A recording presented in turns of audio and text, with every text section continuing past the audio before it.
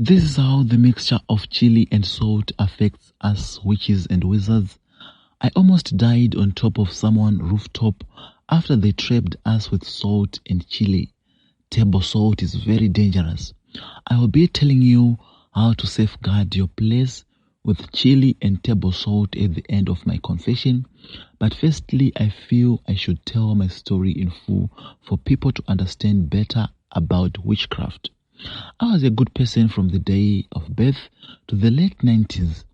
This witchcraft demon came into me after a relative spirit put into my body by my family. Those years, everything was not good at our family. People were dying like chickens. People were dying mysteriously. Some were mentally ill. All types of misfortunes were affecting our family. The family had by that time, my uncle, the brother of my father, organized an emergency family meeting so that the issue can be addressed. All family members gathered.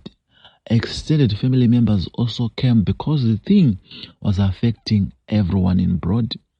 In the meeting, the people planned to go and consult different sangomas to hear what was causing all those problems in our family. Days to go came. The elderly family members went to more than one sangomas. For clarity, it is allegedly said there was a spirit of a deceased family member which was not laid to rest properly. In our culture, if a family member dies with great-grandchildren, his or her spirit should be raised to dwell in a young family member to safeguard the family, because that family member will be a hero or heroine. So, an African traditional memorial service was organized. All family, friends, and elderly members of the community came to the ceremony. At that ceremony, traditional food and beer is cooked. People will be singing African traditional songs till the lost spirit speak through a spirit medium. It will choose where to dwell. In our case, people sang for almost the whole night till a spirit medium started manifesting. It was the spirit of our great auntie, which was not laid to rest properly, the sister of our great grandfather. It chose me of all the people. As soon as the spirit entered into me, I became a changed person. I started going out of my room at nights naked. With time, I joined a team of witches. We go to countries as far as Ghana from South Africa. We will be seeking human flesh. We use zainas, cats, and owls to travel. From the day I joined the group, we killed many people from both inside and outside our village. There are few homesteads we failed to kill at least a single family member. We failed those who pray at midnight. Those ones are the most difficult people to deal with. Usually, we operate at midnight. If you try to enter in a house with someone praying, it's like trying to enter into the fire. Also, there are others who safeguard their house with traditional ways, charms and muti. Those ones are also hot like fire. One day, I was caught. I was returning from Malawi, sitting on an owl. The owl lost control when we were on top of these other houses I can't mention. I got stuck at their rooftop till it was morning. Before sunset, the news has already circulated across the village. By sunrise, there was huge crowds already gathered. Well-wishers gave me a blanket to cover my body. Luckily, no one knew me in that village. I was taken by the police. They thought I was mentally ill and went with me to my village. People were already looking for me at my village. Everyone thought I was mentally ill, but the truth is that I was okay. I was okay. The truth is what I am telling you now. To safeguard your places against witches, put table salt mixed with chili under your door. No witch will harm you. That is the most powerful weapon which can harm us, witches and wizards? It's just a demon in me. I don't like it. If someone can help me, please drop your number. I am ready to go through all the comments. Yellow Extraordinary Africa, please hide my identity when you publish. My story is long, but I'll shorten. There is nothing wrong with long comments. I go through all comments. Please do not scold me. We all do wrong at some point. What I only need is to be helped so that I can get out of this situation. Killed my brother because I needed wealth. I am a commercial farmer based in Lusaka. For years, I have been growing cabbages. I managed to earn reasonable profits, but this other year I flopped. There was mass production. The cabbages ended up decaying at the market. I made a huge loss, which left me in minus balance. At the end, I owe the transport provider some money. I owe our inputs providers a lot of money. I need to pay school fees for children. I need to pay bills. Pressure was too much on me. I was left with no idea than to go to a healer so that I can boost my farm produce. I went to see a ritualist in Tanzania. He said what she only needed was human blood of my relative. I go back home. I planned to kill my brother. In home, with local unemployed men, planned that they scare my brother. He has found a job in town. They did it. He came to town and they killed him. They messaged a wrong number whilst trying to tell me they have finished the job. The wrong receiver tipped the police and the guys were arrested. In court, they mentioned my name many times. I was arrested and released after no evidence that I was involved in the deal. Now, at my farm in another country, the ghost of my brother is causing all sorts of problems. I won't finish a day without seeing it. The ritual was unsuccessful. The ghost is harassing us. I feel guilty for killing my brother. None of my relatives like me. I am under pressure left, right, and center. I think it's best to kill myself. What's your advice to me? The next confessions are strictly for the people above the age of 18. All viewers below the age are advised not to watch or listen. Hi Solution Uncle and family. I'll try to be short. So I met this guy last year, Feb, and everything was good. The love was okay. The guy is not working there, and I was cool about it. I made my plans to help around the house. BCS. We had moved in together. And okay, the problem started with him listening more to what his parents would want him to do. But whenever I wanted him maybe to do things with me, he would always tell me about his parents. Mina, I only have one parent. That's my dad. And don't get me wrong, I don't have a problem with his parents. So it happened we didn't have food in the house. I opted to go to my ex for help. He found via him hacking my phone while South Line tried to fix things. Now my guy is too controlling, like he doesn't like if I have long nails, lashes. I mean, he can tell me what to wear, where to go, what should I like. My love for him is slowly declining and I'm trying my best, but wow, it's too much. As he said, Mina, I'll enjoy myself when I'm alone. Even if I get drunk with him, you'll be judgmental. And I once told him, I don't like that ends. Is why I chose to drink alone. Fine. If he doesn't find me when you call, there will be a very big fight after we meet.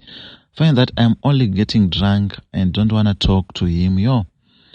I could write a whole chapter. That's my story. What's your advice on this relationship? Yellow Solution Uncle and family, greetings to you all. Please, I need your advice, okay? I have a boyfriend of 4 years together. All was well until now. He is no longer chat with me. The way he used to be like, call me up or even say things, I am the one who always talk to him. It's like he don't have interest in me anymore. I try to talk to him, but he always says there is nothing like that. Baby, I love you the same. But the talking and the action doesn't correspond. He doesn't visit me, and I do visit him on our off days though. I don't know what to do cause akangani mina. I think he is seeing someone else whom we give attention to. I don't know what to think.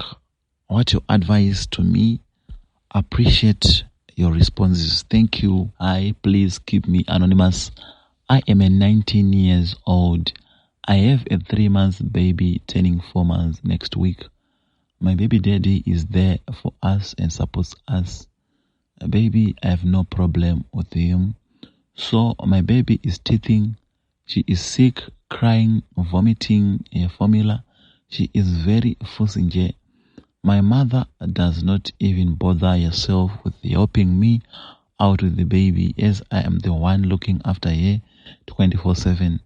I am very active when it comes to my kid, but I'm a person, I get tired and I believe I deserve a break. I really yet to see my own mother letting me do this on my own. Horse Patiena, she had a baby same age as me, but my grandmother helped her. She even says it that she don't raise me cause my grandmother was there to rescue. It's really painful cause she used to take kids from next door and spend the whole day with them, but with their grandchild it's so hard for her to help out. Hi, I would like to be anonymous. I am in a relationship with this guy. He is 28 and I'm 25. More guys were involved in love. He's not working and I'm working. We just had a baby, but my guy tries for the baby. I won't lie, he brought a lot for the baby. He tries even if it doesn't work. Mind you, when I was pregnant, my guy hit me a lot. Would flirt or cheat. More guys once slept me cause I reacted when I saw him flirting with a girl, and he apologized, but I told him time will tell if I forgive him, because I loved him a lot. And when I got pregnant, I got worse. When I wanted him for emotional support, he wasn't there, and I can't stop thinking about that, what he did to me. He has changed and really trying to impress me. He sometimes apologized out of the blue and hold me tight and say he really doesn't want to lose me. And what we really have, he is really sorry for what he has done. So the thing is, I've given birth and I can't forget what he has done to me, as I needed him. I never got support even at home, but I thought he would be there, but he was busy with other girls. I know he apologized, but he hurt me. I can't forget or sin to forgive him. When I look at my baby, what I went through with him, I feel like revenging him is even wanted us to break up, but he fights for us. I see he regrets, but I'm not sure. I'm used to being hurt and I don't forget easily.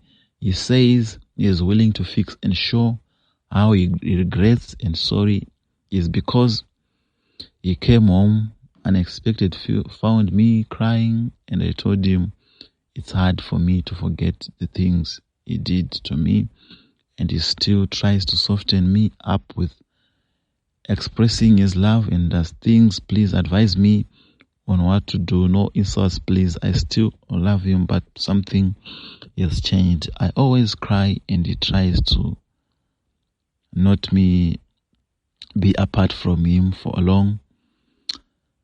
Yes, that was our stories for today. If you are still tuning in, you are tuning in to Extraordinary Africa. This is your number one show, African Confessions HD, with your host, Solution Uncle.